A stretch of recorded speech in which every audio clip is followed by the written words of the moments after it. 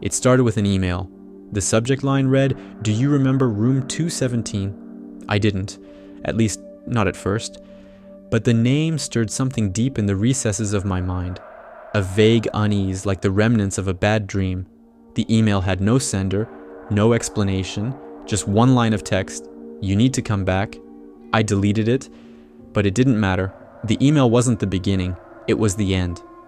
3 days later, I stood outside the Crofton Arms Hotel, an abandoned, crumbling building that had been closed for over a decade. I hadn't set foot there since I was a teenager, yet it called to me now like an old, bitter friend. I didn't know why I came, only that I had to. The memory was there, buried, fragmented. Something terrible had happened in room 217, and now it was time to remember. The Crofton Arms was just as I remembered it. Cold, lifeless, its once luxurious facade marred by graffiti and decay. I pushed open the heavy wooden doors, stepping into the lobby. Dust motes hung in the air, illuminated by the weak light filtering through broken windows. The reception desk was still there, its surface cluttered with old key cards and yellowed papers. A faded closed sign leaned against the counter. I half expected someone to greet me, but the silence was absolute. I moved through the building slowly, my footsteps echoing down the dark, empty hallways. The wallpaper was peeling, revealing patches of mold. Mirrors hung cracked and tilted, reflecting fragments of my pale, wide-eyed face. I felt like I was being watched. Room 217 was on the second floor, at the end of the hall. I paused outside the door, my hand trembling as it hovered over the handle. A flicker of memory surfaced, flashes of light, muffled voices, the overwhelming sense of dread. The door creaked open under my touch. The room inside was exactly as I'd left it. A single bed with a torn mattress, an old armchair in the corner, and a large mirror on the far wall. The window overlooked the street, though grime obscured the view.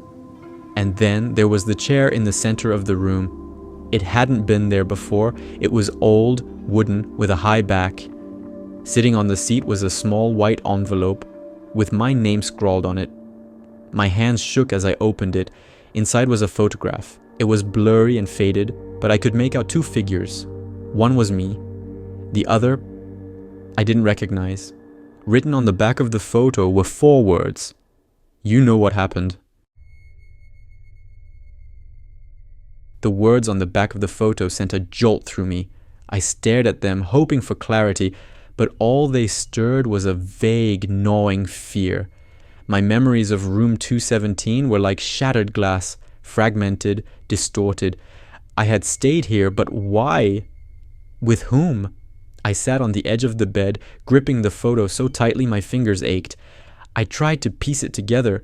I was 16 when I stayed here. It was a school trip, wasn't it? We'd been allowed to explore the city on our own, unsupervised for the first time. But why would I have returned to this room? And who was the person in the photo with me? The room seemed to close in around me. The air was stifling, heavy with an indefinable tension. The chair in the center of the room felt wrong, its presence almost accusatory. I moved toward it cautiously, my heart pounding. That's when I noticed the carvings. The wooden back of the chair was covered in scratches, letters and symbols carved deep into the grain. I traced them with my fingers, feeling their jagged edges. Some of the letters were clear, DONTLOOK. The mirror on the far wall seemed to shimmer in the dim light. I turned toward it, my reflection staring back. But there was something wrong. My reflection didn't move. I froze, every muscle in my body locking up as my reflection slowly raised its hand pointing at the chair. I turned back, expecting something. But the chair was empty. No photo, no carvings. Just an ordinary old chair. "What is happening?" I whispered, my voice barely audible. The room didn't answer, but the sense of dread deepened. Something was wrong, and I couldn't leave until I found out what. I don't know how long I sat there staring at the chair. The room felt alive, its silence oppressive, as though it was waiting for me to do something. My reflection was normal again, mimicking my movements, but I couldn't shake the memory of its unnatural gesture. I stood, the floor creaking under my weight, and turned toward the door. I needed to leave. Whatever had happened here, it was better left forgotten. But as I reached for the handle, the sound of a chair scraping against the floor stopped me cold. I turned back slowly. The chair was facing me now, though I hadn't touched it. My breath caught in my throat as a whisper filled the room, faint and distant, like someone speaking from far away. "Do you remember now?" The voice was familiar, but I couldn't place it. I backed away, my heart pounding. The mirror caught my eye again. This time, there was something behind me, a shadowy figure standing near the window. I spun around, but there was no one there. "Who's there?" I demanded, my voice shaking. The room seemed to pulse with energy, the air crackling like a storm was about to break. "You know," the voice whispered again, closer this time. It wasn't coming from the mirror or the window, it was coming from the chair. I approached it hesitantly, my legs trembling. A memory flickered in my mind, laughter, then shouting, a name on the tip of my tongue. The chair seemed to hum, vibrating slightly as I touched it. Images flooded my mind. 2 people arguing, a shove, a scream. The photo fell from my pocket, landing face up on the floor. This time, it was clear. The other figure wasn't a stranger. It was my best friend, Alex. And suddenly, I remembered everything. The argument, the fall, the sickening crack as Alex hit the floor. "No," I whispered, backing away. It wasn't my fault. The room didn't care. The chair scraped forward on its own, stopping inches from me. The voice returned, louder now, insistent. "Do you remember now?" "Yes," I choked out. "I remember." The room changed the moment I admitted the truth. It was subtle at first. The shadows deepened. The air grew colder. But then the walls themselves seemed to warp, bending inward like the room was collapsing around me. I stumbled back, clutching the bed frame for balance. The chair hadn't moved, but it loomed larger, its presence oppressive and unavoidable. The voice spoke again, clear now, as if someone was standing right behind me. "You left him." "No," I whispered, shaking my head. It wasn't like that. But the memories were coming back, unrelenting and vivid. Alex and I had argued in this room, that much was clear. He had been angry, about what I couldn't remember. I'd tried to leave, to get away from him. And then... "You pushed him," the voice said. It wasn't a question, it was a statement, cold and accusing. "I didn't mean to," I shouted, spinning around. The room was empty, but I could feel Alex's presence everywhere. The mirror reflected only me, but my shadow was wrong, too tall, too broad. It was his shadow, standing over mine like a judge, a ghost of my guilt. The chair began to move again, dragging itself toward me across the floor. The sound was deafening, the scraping of wood against wood echoing in my ears. The carvings reappeared on its surface, fresh and deep, L-I-A-R. The whispering started again, this time overlapping voices that filled the room, speaking in a language I couldn't understand. I clamped my hands over my ears, but it did nothing to block them out. The chair stopped a foot from me, and the mirror flickered. I turned toward it just in time to see Alex's face staring back at me. His features were twisted, his eyes hollow, his mouth pulled into a grotesque grin. "You left me," he said.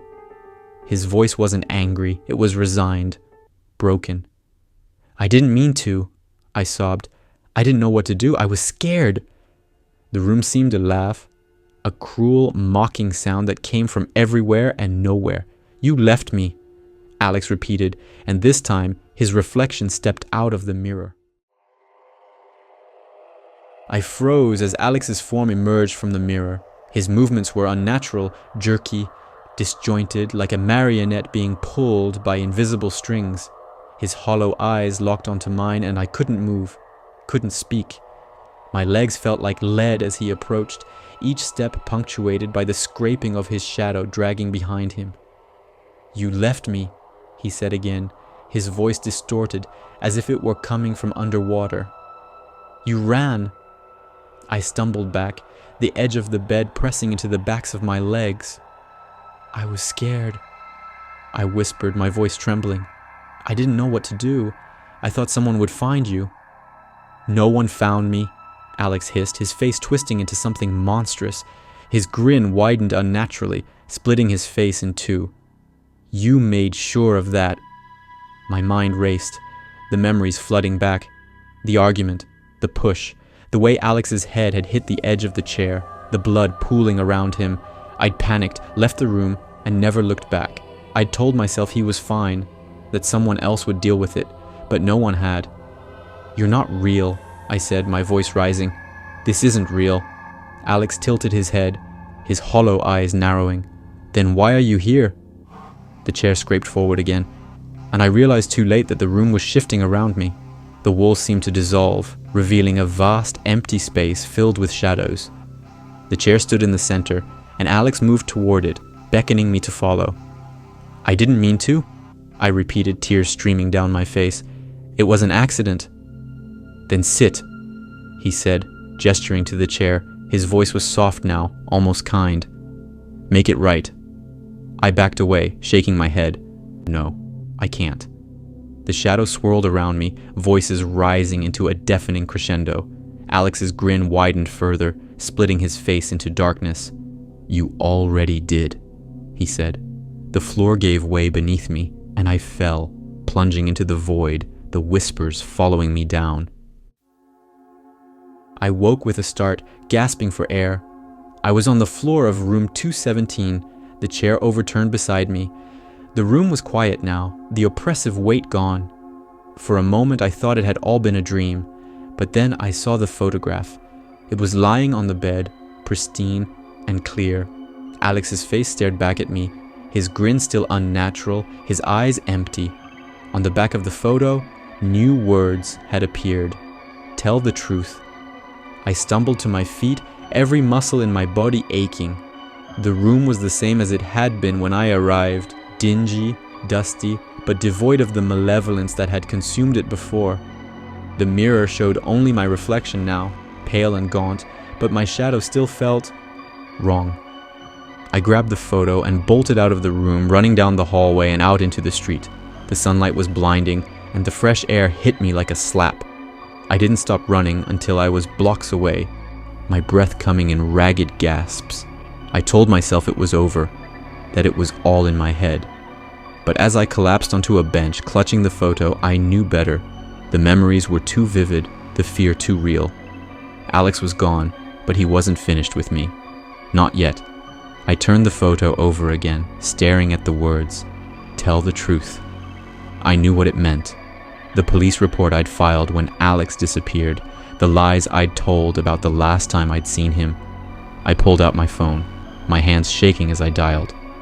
"Detective Ross," I said when he answered, "I need to talk to you about Alex Price." The photo in my hand began to fade, the image of Alex's face dissolving into nothing, but his shadow was still there. It's been a year since I went back to room 217. I told the police everything, about the argument, the fall, how I'd panicked and left him there. They found Alex's remains hidden in the crawl space beneath the room. The case was closed, but I don't feel free. Every time I see my reflection, I catch glimpses of him, a shadow where there shouldn't be one, a grin too wide, too sharp. At night, I hear whispers, soft at first, then louder, insistent. "Tell the truth," they say over and over. I did, but it wasn't enough. Some nights I dream of room 217, the chair, the mirror, and Alex waiting for me with that awful broken grin. I know deep down that I'll have to go back one day. Room 217 isn't finished with me, and neither is Alex. If you enjoyed tonight's story, or if it kept you up at night, show some love by liking this video and tell us your thoughts in the comments. Also, don't forget to subscribe to stay part of our horror-loving family.